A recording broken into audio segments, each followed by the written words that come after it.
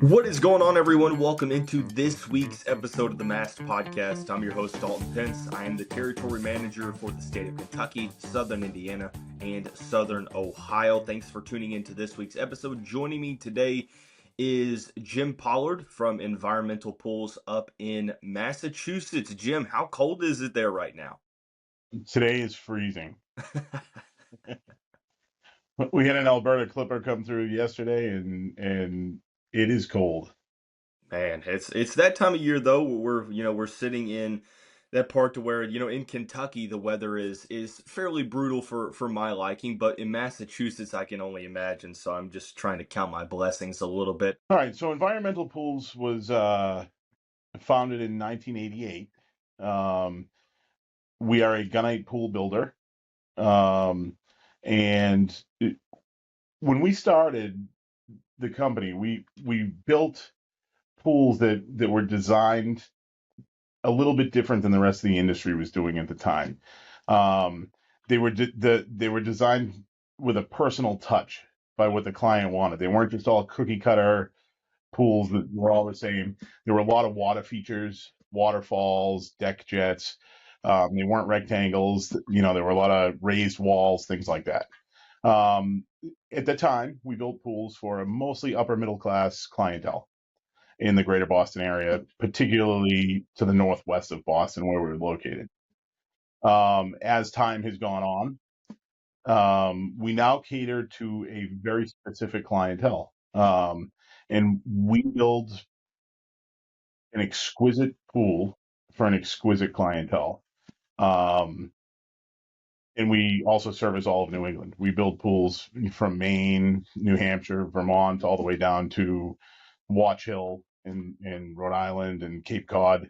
We currently have projects going on in Albany. We have projects going on in Baltimore. And we build cutting edge pools that are very different from what most of the industry is building. Sure.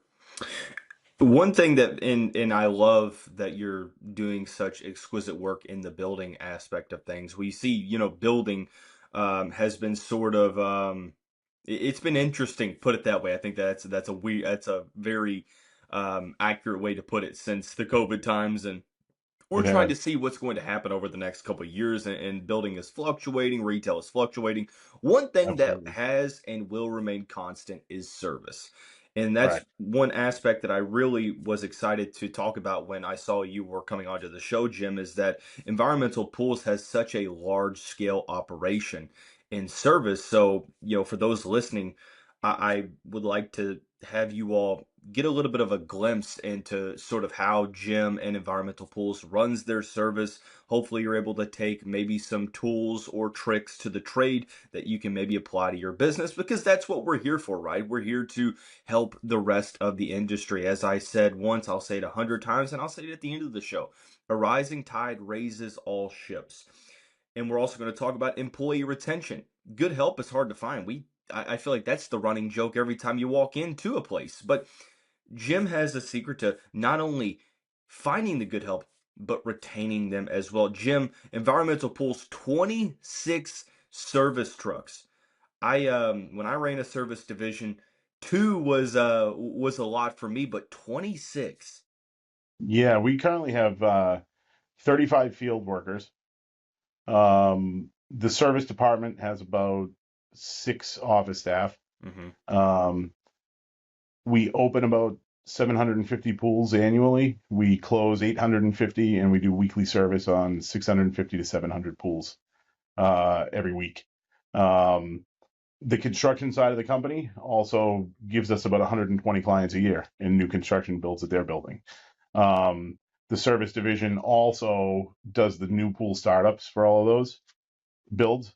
The service division installs the safety covers for all of those. Up here, we open and close pools and cover them. So that we're definitely in a period right now of growth that, as we grow, we're trying to make that scalable. I Yeah. don't want to grow, I want to scale. And that's what we've been working on here. So kind of walk me through that. There's the whole saying, don't bite off more than you can chew. How, if you're a company out there, let's take someone that's potential listening to this and they have one service truck. If your goal is to expand that, but also to kind of keep it within the realm of reality, what's sort of a piece of advice that you would give to a business owner or service manager that's trying to expand a small service portion of their business now into growing a little bit heading into 2025? First of all, don't bite off more than you can chew. Hmm. When you take on too much work and you can't deliver what you've promised, Sure. your reputation is hurt. And the reason you're in a position to grow or to scale is because of the reputation that you have or the reputation that you've built. Right. So my first suggestion would be to not bite off more than you can chew. From a logistics standpoint, always be hiring. Always be hiring. Don't say no to a potential employee just because it's October and the season is winding down. Um, at least make contact, make a job offer, make some, even if it starts in the spring, there's nothing wrong with that. Establishing expectations of a prospective client or oh, I'm sorry, of a prospective employee. Hmm. Um, what we learned was when you get to a point where you need another employee, you're already overworked. And if you have employees already, if you're not a single pole operator, say you have 5 employees and you get to the point where you need 6 and you have to hire that extra person. When you get to the point to realize that the 5 you have are already overworked, Right. then on top of that, you task those 5 with training the 6th person. If it's a person that comes with experience, you still want to train them in how you do things, and you're tasking the 5 that are already overworked with onboarding the 6th person. So they're already overworked. At that point, they view it as they could potentially be training their replacement, and they're probably already a little frustrated that they're overworked in the first place. So Hmm. you always have to be hiring, and when it gets to the point where you think you might need one more employee, you're already past that. You definitely need one more employee. When you get to the point where you acknowledge the fact that you need an employee, don't hire one, hire 3. One may not work out, and at least you have that pipeline going where you're always training the next person, next man up. Um, Hmm. no one is, as you grow and as you scale, no one is training their replacement, and communication with the staff that you have is key. There will always be a place for the first hire 10 years down the road. There will always be a place for the second hire and the third hire. As Hmm. you grow, you need more people. And communicating that with the staff that you have and letting them know, hey, we're bringing on another guy. I appreciate the work you do. I trust the work you do. I want you to have a hand in training the next guy because you will be colleagues, hopefully, for a very long time. So let's say that I am a small business owner listening to this, and my rebuttal, and this is one that I've heard from people that are in my territory and that are not, is that one of the issues with hiring more people, I feel like, or one of the fears is that you're going to train this employee up and they're going to leave. I mean, we hear it all the time, right? Like turnover Absolutely. in the service industry, it's pretty frequent and significant. So It is. I see one of the rebuttals being, well, yeah, on paper it sounds good, and theoretically, if you hire 3 employees, it's going to eliminate the feeling of being overworked. But from a reality standpoint, my biggest fear is investing the resources into 3 employees and then 2 of them not panning out. In the name of education and training, which is something that I know Environmental Pools takes very seriously on a yearly basis, and you constantly are focusing on training. What's your answer to that rebuttal? What can you kind of suggest that would alleviate some of those concerns? You can't be worried about training somebody up and them leaving. If that's the case, that's your fault as a business owner or as a manager. People don't leave jobs because they don't like the work. People leave jobs because they don't like their boss. And that's why people leave jobs. The other reason people leave jobs is for more money. Hmm. So I'm not a boss. I am a servant leader. My job is to put every single one of my employees in a position to succeed on a daily basis and to make accommodations for them when they need them. Um, we pay our employees very well. We invest in training for our employees. Um, they are constantly learning. And my philosophy is that you train and teach your employees and you give them real world experiences so that any one of my employees could leave at any time, whether it be to start their own company, whether it to be to go to a competitor. And you put them in a position to be able to do that, but you treat them so well and you pay them so well that they don't want to leave. And when you do that, you would be shocked at the retention rate. And for those that do leave, I can speak firsthand to my best employees are the employees that I have invested in and they left for one reason or another, and then they come back because they've seen that the grass isn't always greener. Sure. And I Oh, feel like here's the thing that I kind of that I've seen, and I've been a part. I've been in the corporate world. I've been in mhm, the family business side of things, and I think that each side to the equation, they have different benefits and they have different mhm, drawbacks. And I think that, like the corporate world, business owners are forced to weigh in on the benefits that come with working for a small business. Like, yeah, there's certain aspects of working here that you're going to be able to not have like you would at a corporate job. But on the contrary, here's what you have at your, you know, at your opportunity, at your disposal, that you wouldn't have if you're working somewhere else. I think that, like you said, I think that to be able to retain people, I feel like one of the things is you have to invest in them not only as workers but as people as well. absolutely, absolutely. In addition to the training that we do on pool things, um, this year we're actually rolling out a life skills training for guys. Not believe it or not everybody knows how to balance a checkbook. So we're bringing in financial planners to show them, Can I you join know, that class? absolutely. Um, we're bringing in things like that. We're also working on a program right now to provide the guys with good quality work boots. We've read studies that show that employees that buy $20 big box store work boots replace them more often, and over the course of a year end up spending more money on them than if they had just bought a pair to begin with. Um, I have also mandated when I see a guy kind of burning the candle on both ends, I've made him take paid time off, and that happens regularly. Um, Mental health days are a real thing, and we don't want the guys to burn out. One of the biggest benefits I think that our employees find would be that they don't work the crazy hours that a lot of other pool companies work. I'm not saying that my employees don't work crazy hours because they do. Um, a lot of these guys put in 12-hour days, 14-hour days, and I'm not saying that. What I'm saying is we make a concerted effort in the office to not overwork the guys. We are constantly working to optimize routes to cut down their travel time. This past year, we implemented a plan during opening season, um, where we measured the time on task for each job. And every single route for every single opening crew, our support staff calculated the drive time plus the time on task for each job and capped that day at 8 hours so that if they ran into problems, they'd be able to still work it and get home to their families.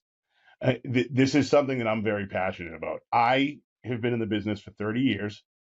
I have 3 children. I have missed countless soccer games and countless basketball games and lacrosse games.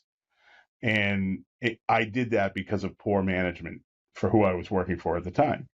And there was nothing intentional about it. It was just the philosophy that they had at the time. It's a short season. you got to make your hours, you got to make your money. Sure. It's not this. I don't care where you are. This is a full-time year-round industry now.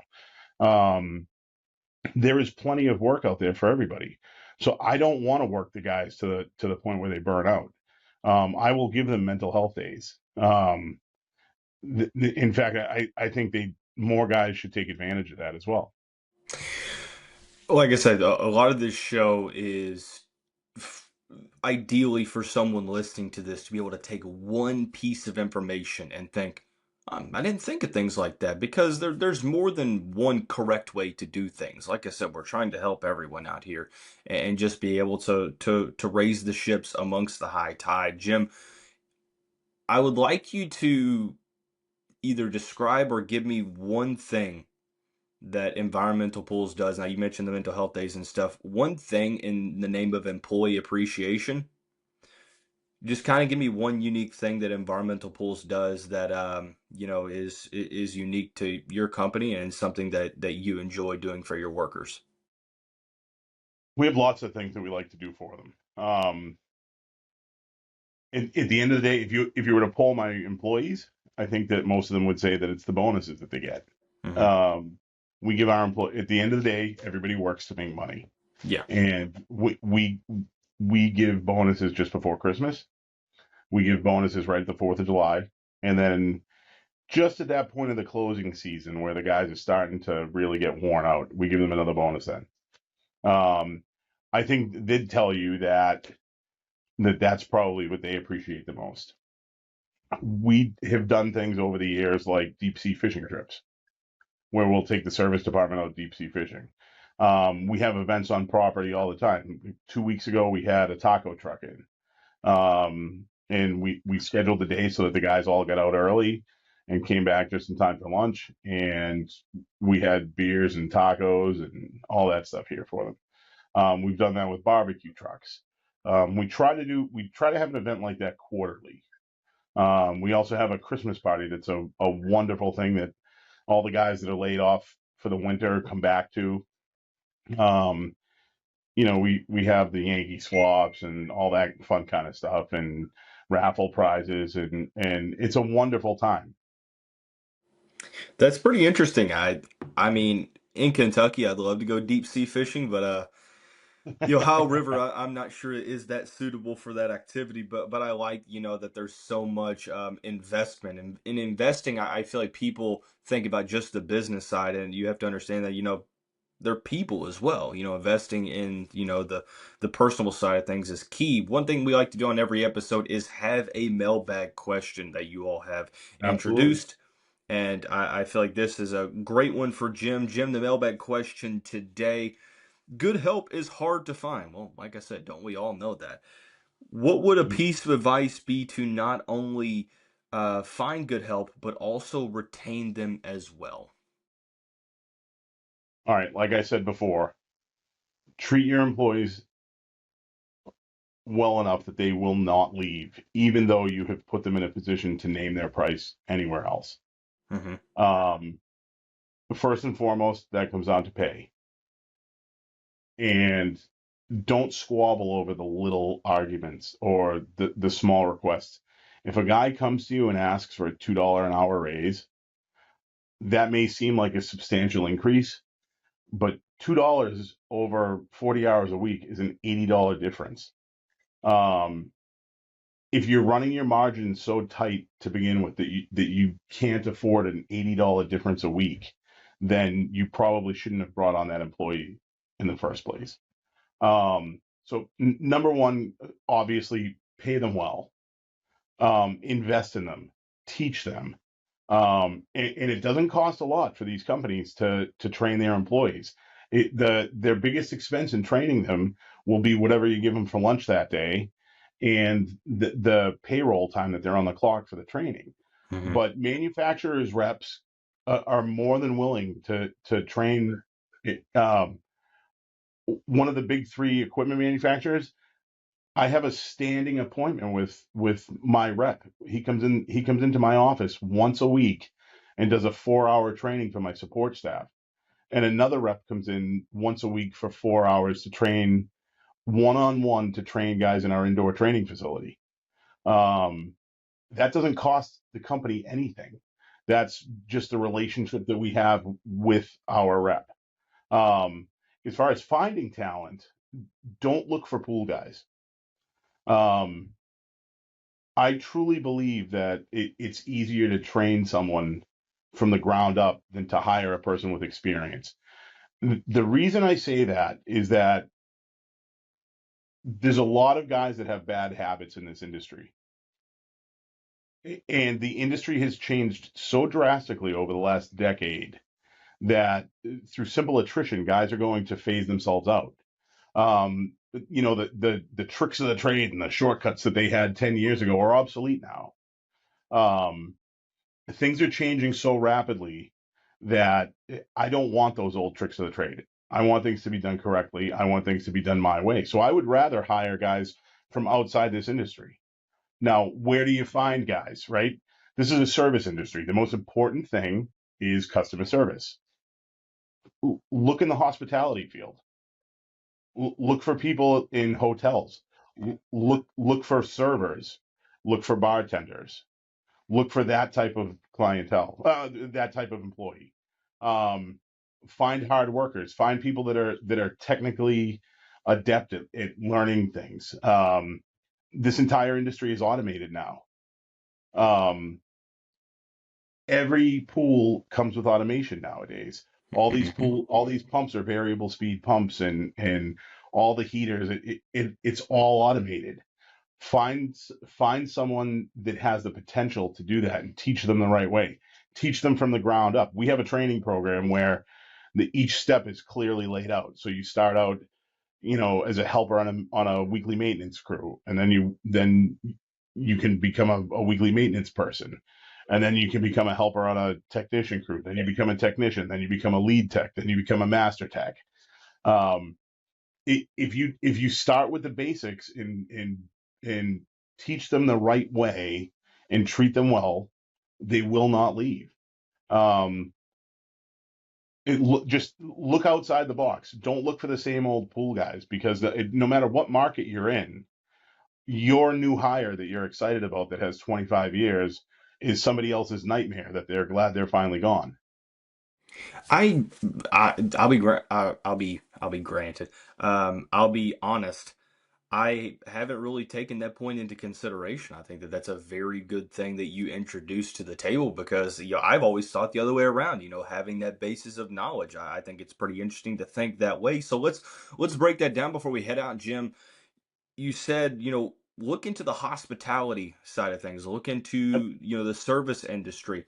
Outside of customer service, what's a couple qualities that you sort of look for in the hiring process? Does it just kind of depend on like an intuition feeling on the hire, or is there certain things like, yeah, okay, customer service is right there, but we also look for X, Y, and Z?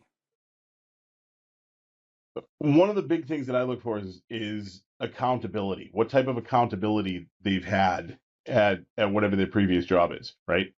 So what I want is someone that will finish the task, and that's not something that you put down on a job application. It's not something that you necessarily see right away when you meet someone.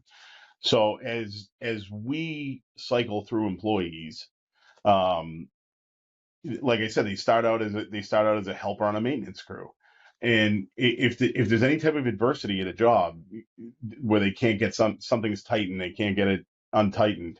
Those are the types of things that you watch for that, and you seek counsel from your experienced techs and employees, right? How did this person do at this task?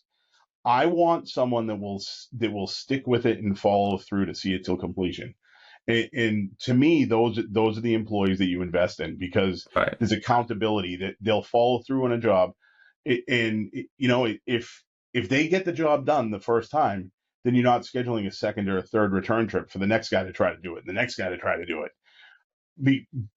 All these business owners are afraid to give guys an extra dollar an hour, but they don't think anything of sending 3, 4, 5 crews out to try to do a job that could have been done correctly the first time.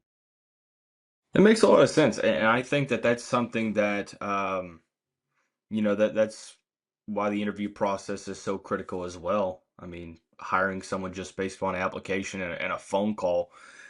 I mean, granted, every business has their own way of doing it, and one thing we're not trying to do on this show is shame anyone else's practices. We're just highlighting some of the best in the industry, so you might be able to take some information away. Jim, as we sort of wrap things up, kind of tying all this together, one piece of advice that you would give those listening. It could be anything, but just one piece.